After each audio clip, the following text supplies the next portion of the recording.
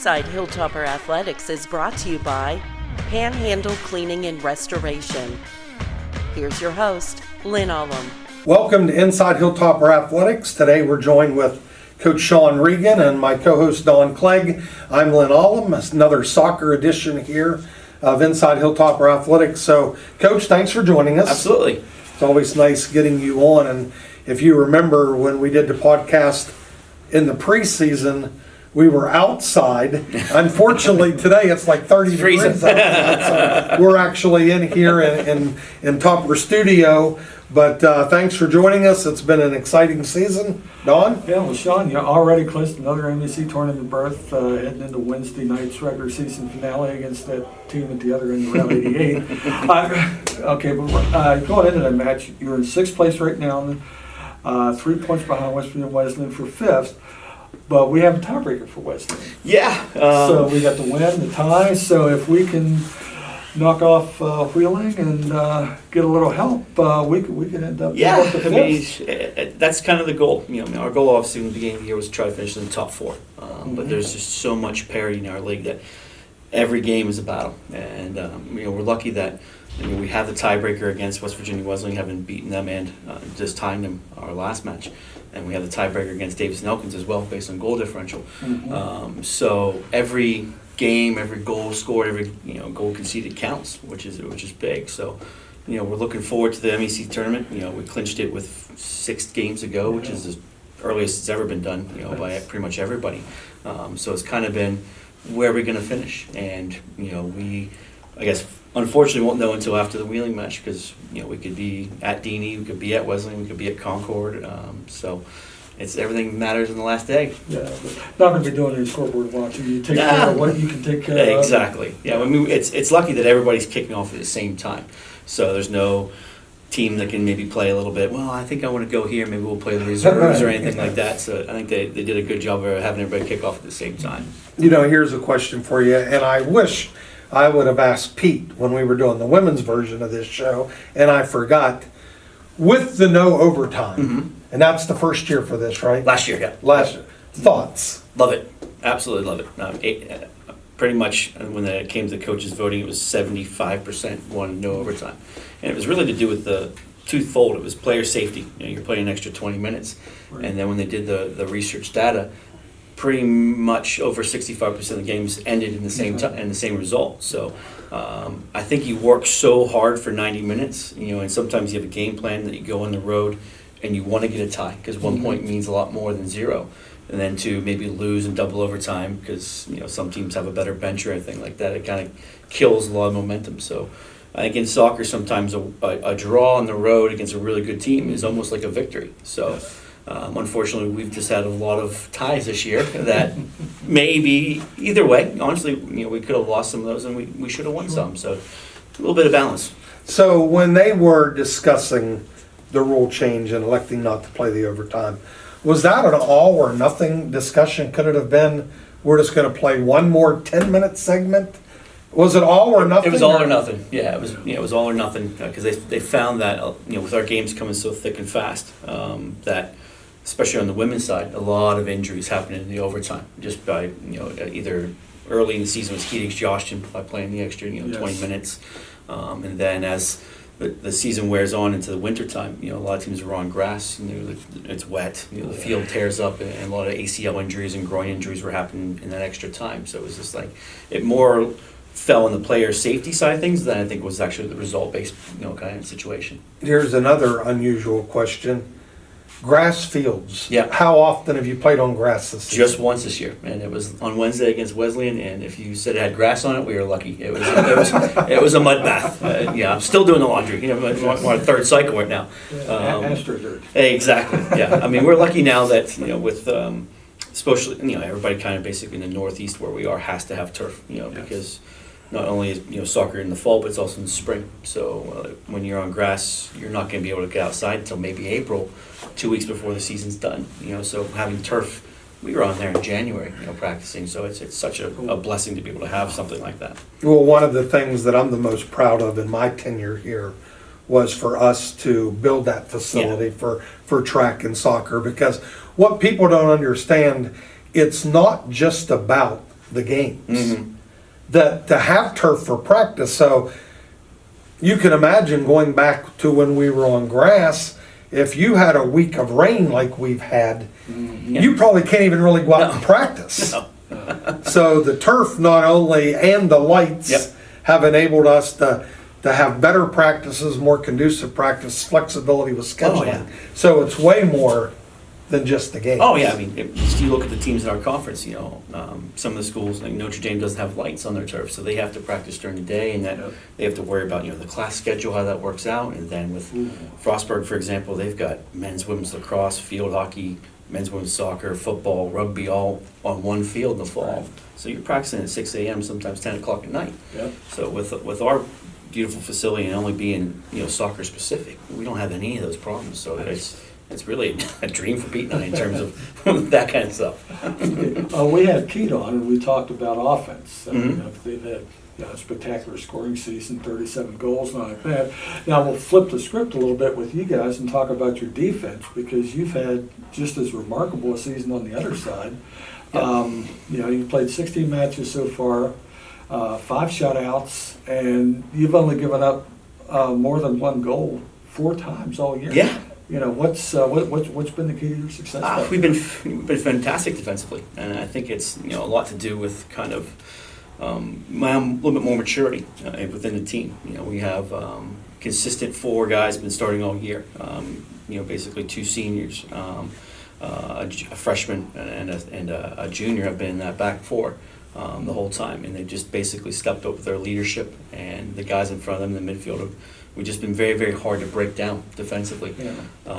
So on the flip side, compared to Pete, he's watching us defensively, how we're doing things, and I'm watching him trying to score a goal. So it's Can you borrow? yeah, exactly. Can we trade? It's like anything like that. So, but we're proud of that. The good thing is when you have, at times, historically 3 teams in the top 25 in your conference, they're going to score goals. So you've always kind of had to focus on defensively, how are we going to stop this? So that's kind of transitioned into this year where we're a much better side, and we kept that same ethos of like, all right, let's be hard to beat. Let's be hard to beat. If we don't concede, we're tying games. Then that's a step in the right direction. So by being hard to beat, teams sometimes get frustrated. They get a little bit pressure to win, especially if we're on the road, and they push forward. And that's how we've won some of our games. Is basically we defend for 80 minutes and we get 1 counterattack and we score and set up shop again. So Noah defensively, he's won every MEC Player of the Week, all conference, broken every goalkeeping record going back to when they had the team back in the 70s and 80s, and he's a big part of that. And for the viewers out there, my methodology on all of these podcasts, regardless of the sport, is we usually keep it team oriented. Mm-hmm. We don't want to start talking individuals, because then everyone says, well, why didn't you talk about so and so? But I do want to recognize Noah Underwood and what he's meant being in your goal. Yeah, I mean, he's a huge part of the program, to be honest with you. He's in his 6th year. We redshirted, and then we had the COVID waiver, and he's the one from the original team when it all started. 6 years ago. So he has all the experience in the world, and he tells the guys the stories about playing on the grass field, traveling to 16th Street, to what we have now, and he really lets the guys appreciate, what we have. And so he's kind of been like almost like a player coach when it comes to that kind of mentality. And then he's just simply grown. And a kid from Bell, West Virginia, which is not a soccer hotbed at all by any means. And he's playing against 90% international students that sometimes are 24, 25 years old. He's been a remarkable story. I mean, he's come from basically when he was recruited as a freshman being 3rd or 4th choice to being the best goalkeeper in the conference, in my opinion, the past 2-3 years. Well, yeah, he's just had a remarkable, and I've got to share this story with you.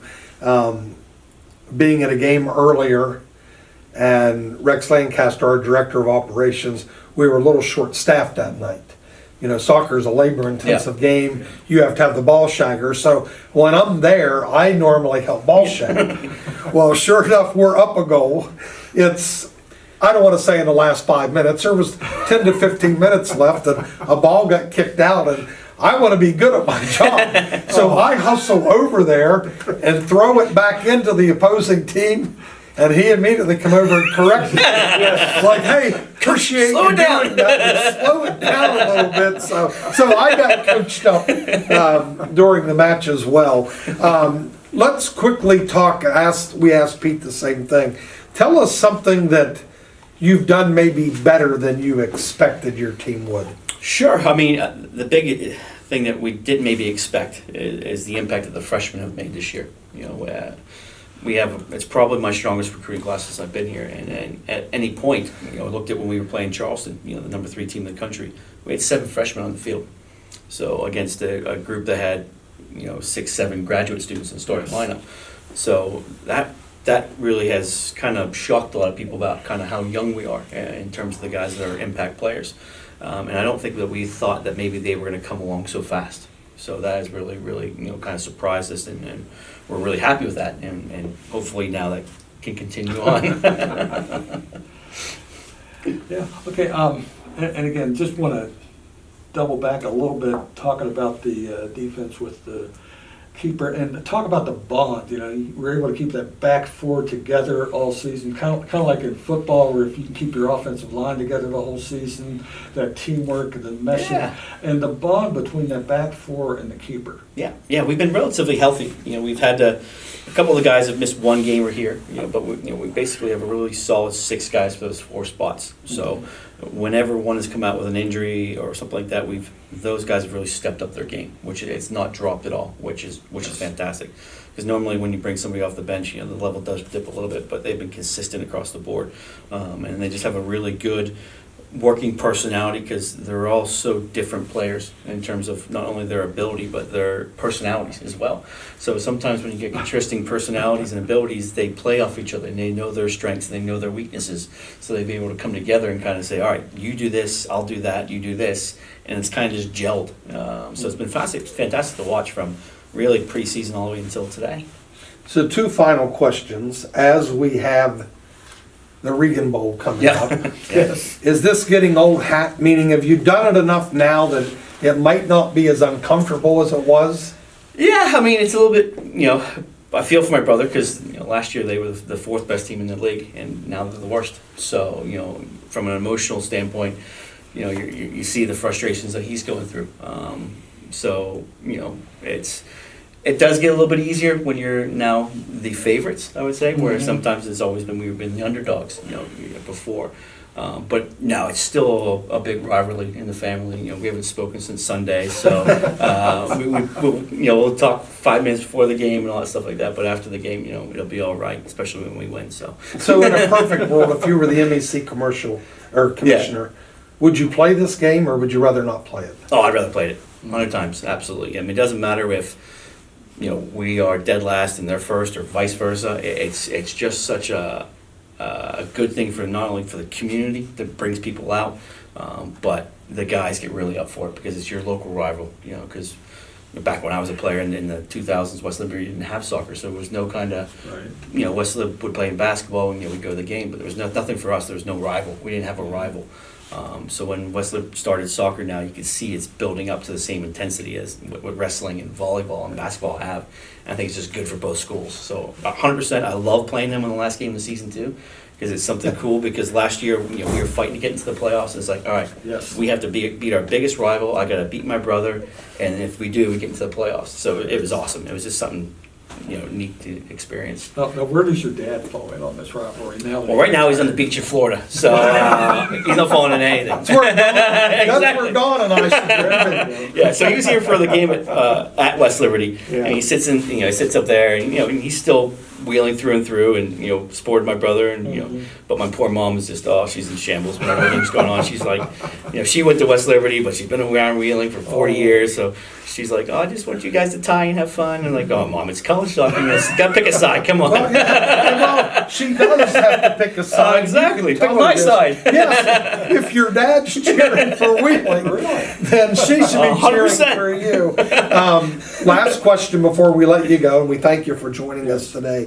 One regular season match, then we got the tournament coming up, and I'll say the same thing. We have to talk about the tournament because we don't have a chance to do another podcast before. So tell us, how does the tournament work on the men's side? When's the starting date, et cetera? Starts on Sunday. Take the top 6 teams. 1 and 2 get a bye.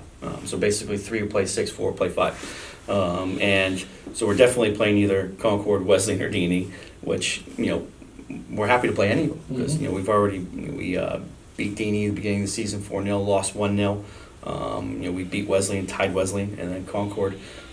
We drew the first game and then we lost 1-0. So all games are competitive, and it was, a bit of luck here or there. We could have won, a bit of luck the other way. We could have lost. So with it being so competitive, we're looking forward to playing any of them, and we don't fear any of them either, which is the biggest thing. In years past when we were going to the playoff, last year it was all about how we can nullify Notre Dame's weaknesses. What can we do, to be, and focusing on them. Where now, I think as a team, we're significantly better. We're not focusing on the opposition as much as like what can we do to win. So our focus now is let's not just have a good performance in the playoffs. It's now we want to win the next round and we want to keep going. And I certainly think that, really outside of Charleston, who's the exception, anybody can beat anybody. So if we finish 5th, there's a good possibility that we could avoid Charleston in the semifinal, play Notre Dame. We lost to them 1-0 on a penalty kick at home. We lost 2-1 away on a penalty kick with 3 minutes to go in the game. Right. So that's a winnable semifinal now. So we're setting our goals lofty. I mean, it's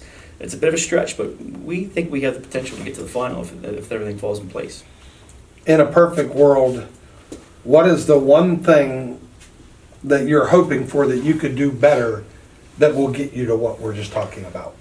Yeah, I think it's just, I think now the guys have all kind of bought into this system of that we can be successful. And now it's just keeping that momentum going year to year. Every year we've had baby steps and we've had giant leaps. And so I think this year we're getting rid of the baby steps because we've matured so much. And now it's just having the guys believe every year that we can do this, we can do that, we can do that. And if that can continue on by every new class that comes in, we're in a good state of mind. So I think that's the biggest thing is just keep that momentum going and the belief going that we have from the coaching staff and going from the senior players and bringing that forward. Well, we wish you luck. Beat your brother. Yep. Good luck in the tournament. That wraps up this edition of Inside Hilltopper Athletics with Coach Sean Regan, head men's soccer coach. We'll see you next week.